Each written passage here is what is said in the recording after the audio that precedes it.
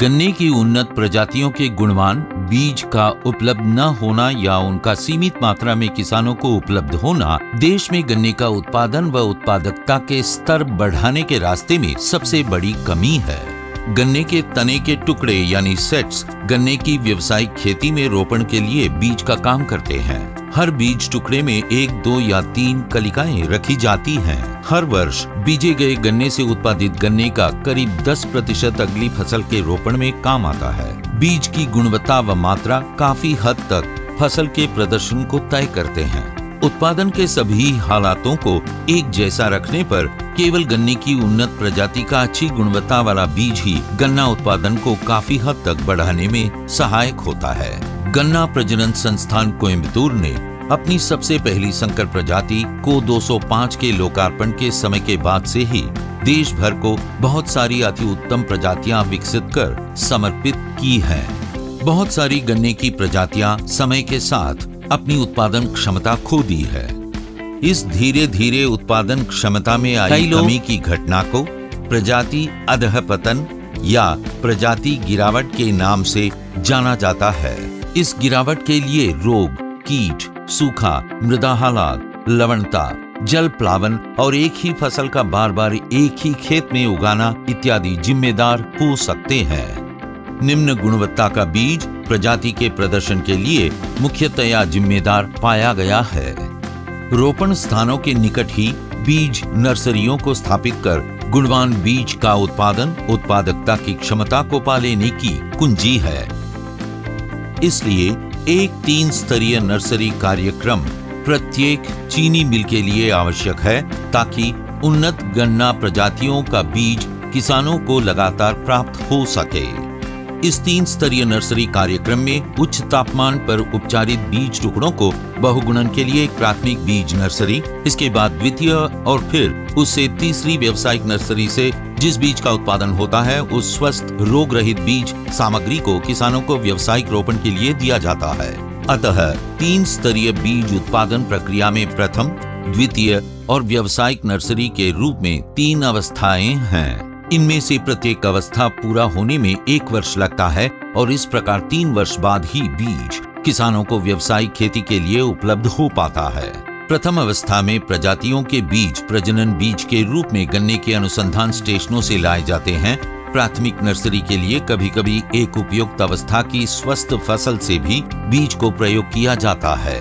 बीज टुकड़ों के रोपण से पहले बीज गन्ने को पहले उच्च तापमान पर उपचार के बाद कवकनाशी से उपचारित किया जाता है। व्यवहार कुशल अच्छी प्रबंधन विधियों को अपनाते हुए नर्सरी फसल की देखभाल की जाती है। सतर्कता पूर्वक निगरानी करते हुए इस बात का ध्यान रखा जाता है कि कहीं प्रजातियां आपस में मिल न जाएं और ये रोगों व हानिकारक जीवों से रहित रहें। आमतौर पर प्राथमिक नर्सरी को चीनी मिलों के फार्मों पर ही उगाया जाता है। इस फसल की कटाई 6 से 8 महीने की आयु में ही कर ली जाती है। पुरानी प्रजातियों जिनमें विषाणु संक्रमण आम बात है कि प्राथमिक बीज नर्सरी उगाने के लिए टिश्यू कल्चर उत्पादित विषाणु रहित पौधे बीज के रूप में प्रयोग किए जाते हैं। द्वितीय अवस्था में रोपण के लिए प्राथमिक नर्सरी से प्राप्त बीज सामग्री या बुनियादी बीज को प्रगतिशील किसानों को बांट दिया जाता है ताकि वो द्वितीय नर्सरी लगा सकें। इसे भी प्राथमिक नर्सरी की तरह अनुरक्षित व निरीक्षित किया जाता है ताकि ये रोगों व हानिकारक जीवों से रहित रहे और इसमें किसी प्रकार का मिश्रण भी न हो पाए। इस फसल की कटाई 6 से 8 महीने की आयु में ही कर ली जाती है तथा बीज को व्यावसायिक बीज नर्सरी के लिए किसानों में बांट दिया जाता है। तीसरी अवस्था में व्यावसायिक बीज नर्सरी की फसलों की भी देखरेख द्वितीय बीज नर्सरी की तरह ही की जाती है ताकि अच्छी गुणवत्ता वाली बीज सामग्री किसानों को उपलब्ध हो सके। बीज को उच्च तापमान पर उपचारित कर रोपण करने से अगले करीब 5 वर्षों के लिए इसे रोग रहित रखा जा सकता है। इसलिए हर 5 वर्षों में बीज को बदलने के लिए एक सुनियोजित कार्यक्रम की आवश्यकता है। इसके लिए पूरे क्रियाशील क्षेत्र को 5 सेक्टरों में बांटा जा सकता है। इनमें से एक सेक्टर को हर वर्ष नए जवान किए गए बीज से 5 वर्षों में एक बार बदला जा सकता है।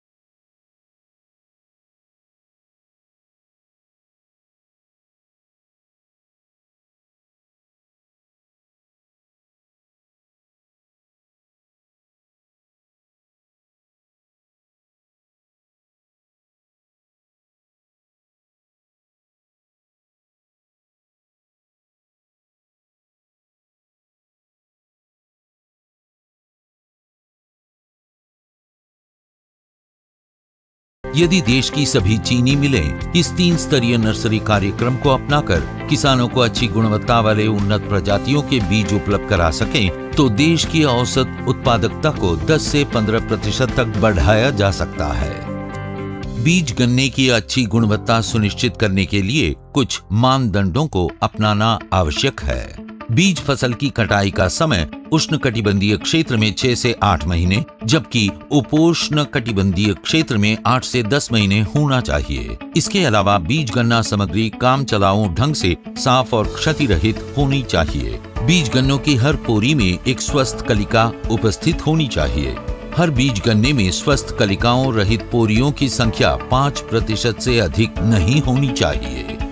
इसी प्रकार उन कलिकाओं की संख्या भी कुल कलिकाओं की संख्या के 5% से अधिक नहीं होनी चाहिए जो फूल गई हों या फिर गन्ने के छिलके के तल से 1 सेंटीमीटर तक बढ़ चुकी हों। बीज टुकड़ों के अंदर काफी नमी होनी चाहिए और आमतौर पर ये 65% से कम नहीं होना चाहिए।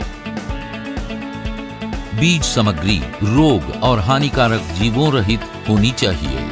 साधारणतया किसान परिपक्व गन्ने का ऊपरी 1/3 हिस्सा बीज टुकड़ों को काटने के लिए प्रयोग करते हैं, मगर ये एक अनुचित तरीका है। अतः किसानों को ये सलाह दी जाती है कि वो उष्णकटिबंधीय क्षेत्र में 6 से 8 महीने की नर्सरी फसल को बीज के लिए प्रयोग करें। अच्छे बीज का अंकुरण 85% से अधिक होना चाहिए। रोगों के नियंत्रण के लिए रोपण से पहले बीज का उपचार प्रभावी सिद्ध होता है। उच्च तापमान उपचार में उस तापमान का प्रयोग किया जाता है जो बीज में उपस्थित रोग जनकों की महत्वपूर्ण कार्य प्रणाली को प्रभावित कर उन्हें मार दे, मगर बीज पर इसका किसी प्रकार का उल्टा प्रभाव न पड़े। गर्म पानी, नमीयुक्त गर्म वायु और वातित भाप उपचार विधियों को बीज टुकड़ों में उपस्थित रोग जनकों को हटाने में प्रभावी पाया गया है। इनसे घासीय शाखा और बौनी पेड़ी रोगों को संक्रमण को दूर करने में सफलता प्राप्त हुई है। गर्म पानी उपचार में बीज टुकड़ों को एक विशेष तापमान पर गर्म पानी में एक नियत अवधि के लिए डुबोया जाता है। 2 तरह की गर्म पानी उपचार विधियां आजकल प्रचलित हैं। लंबी अवधि की गर्म पानी उपचार विधि में 50 डिग्री सेंटीग्रेड पर 2 घंटे के लिए, जबकि छोटी अवधि की गर्म पानी उपचार विधि में 52 डिग्री सेंटीग्रेड पर 20 मिनट के लिए बीज टुकड़ों को डुबोया जाता है। वातित भाप उपचार विधि में बीज टुकड़ों या कट्टे गन्नों को तश्तरियों में रखकर उन्हें उपचार कक्ष में रख दिया जाता है। भाप और वायु को मिलाकर उसे उपचार कक्ष में से गुजारा जाता है। इस प्रकार 1 घंटे तक बीज टुकड़ों को 50 डिग्री सेंटीग्रेड पर उपचारित किया जाता है। ये विधि घासीय शाखा रोग के विरुद्ध अति प्रभावी है। हर अवस्था के रोपण से पहले बीज टुकड़ों को कवकनाशी घोलों से अवश्य उपचारित करें। इससे मृदा में उपस्थित रोग जनकों, विशेषकर कवकों के संक्रमण को रोका जा सकेगा। 1 एकड़ में रोपण के लिए आवश्यक बीज टुकड़ों को 5 से 10 मिनट के लिए 100 लीटर पानी के घोल में सोखने के लिए डाला जाता है। इस घोल में 50 ग्राम कार्बनडाजिम, 1 किलोग्राम संतृप्त चूने का घोल, 1 किलोग्राम यूरिया और 20 मिलीलीटर मैलाथियन को मिलाया जाता है।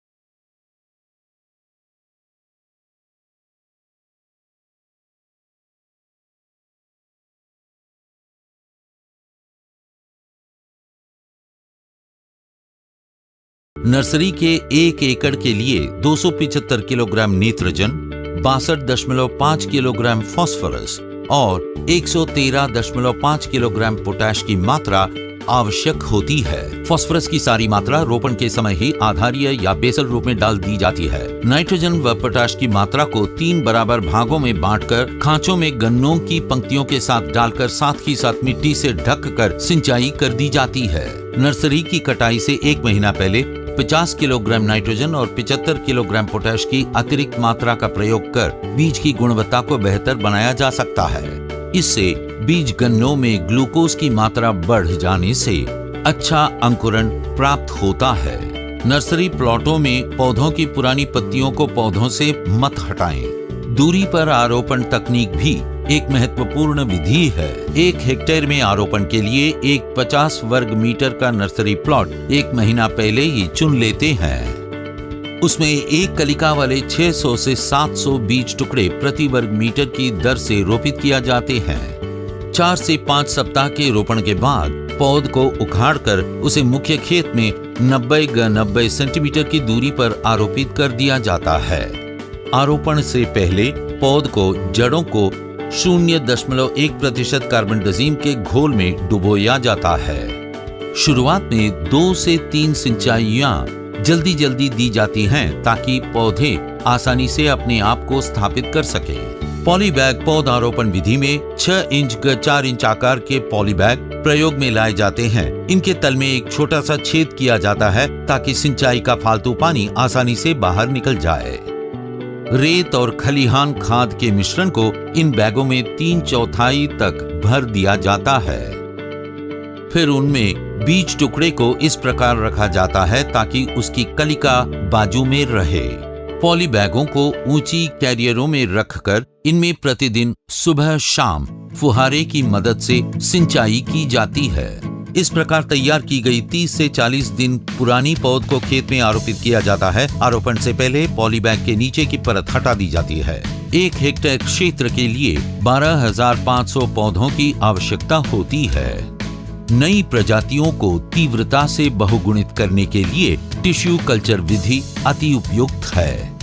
मेरिस्टेम कल्चर को अपनाते हुए इस विधि द्वारा रोग रहित पौधों को तीव्रता से विकसित किया। सूक्ष्म जनन तकनीक गन्ने में कई प्रकार से लाभदायक है। इनमें से सबसे अधिक महत्वपूर्ण नई प्रजातियों का तीव्रता से बहुगुणन है। मेरिस्टेम कल्चर द्वारा रोगों व हानिकारक जीवों रहित पौधों का उत्पादन होता है।